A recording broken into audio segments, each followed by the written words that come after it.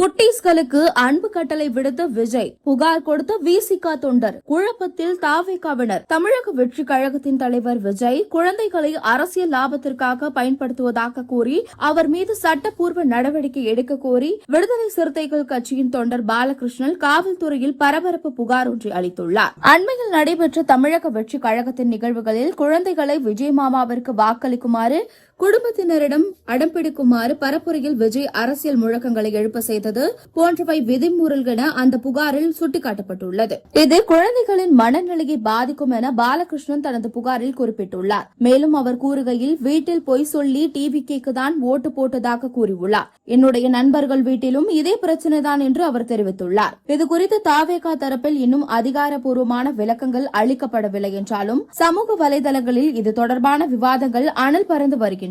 காவல்துறையினர் இந்த புகாரை சட்ட வல்லுநர்கள் ஆலோசனைக்கு அனுப்பி வைத்துள்ளனர். விரைவில் இது தொடர்பான அடுத்த கட்ட நடவடிக்கைகள் குறித்து தெரியவரும் என்று தெரிவித்துள்ளனர்.